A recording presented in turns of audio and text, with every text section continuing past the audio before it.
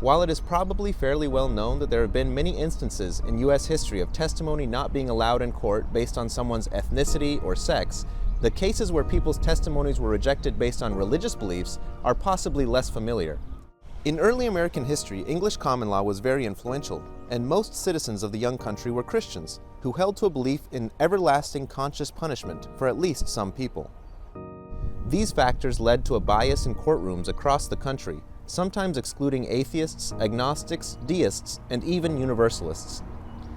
As Judd Campbell writes in his paper titled Testimonial Exclusions and Religious Freedom in Early America, in the late 18th century, oaths were understood as implicit acknowledgments that forsaken sinners went to hell, creating a strong presumption in favor of trusting sworn testimony. Theological shifts, however, weakened the religious underpinnings of oaths in two ways. First, the declining importance of hell in American religion lessened the perceived effectiveness of oaths as a deterrent against lying. Second, the advent of universalism created a significant conflict between mainstream religious views and existing competency rules. The common law rule had not changed, but neither had it previously excluded an entire sect of faithful Christians.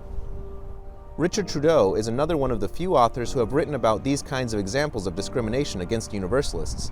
He writes in Universalism 101, "Universalists believed that everyone winds up in heaven. God's love is universal, they said. God loves everybody. Many were scandalized by this. They asked, without the threat of eternal hellfire, why should people be good?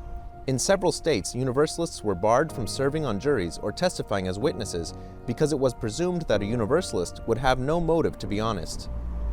As an example of a case that affected ultra-Universalists at least, meaning Universalists who didn't hold to a belief in any kind of suffering after death.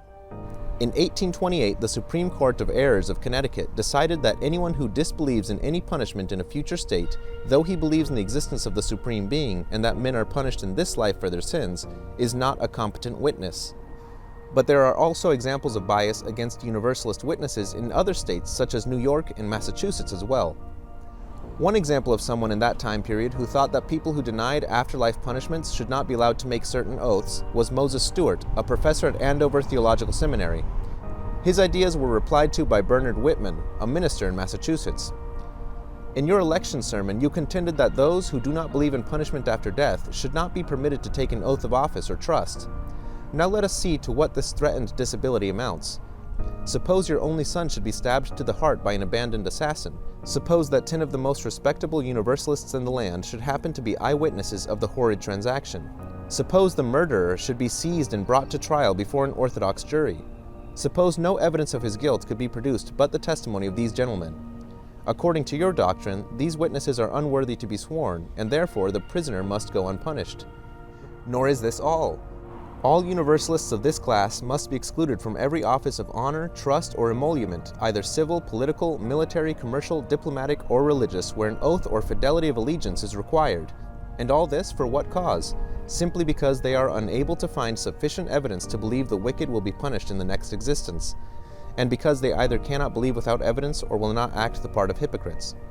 In denying the Universalist his civil rights, do you not strike a death blow at religious liberty?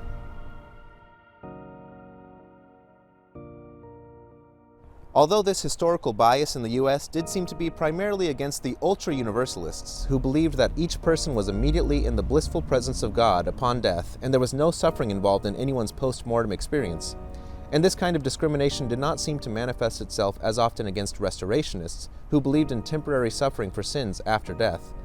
I imagine that the Universalist Church of America as a whole was relieved when this trend died down, and testimonies were accepted more readily from all kinds of people with diverse and sometimes controversial religious beliefs across the country.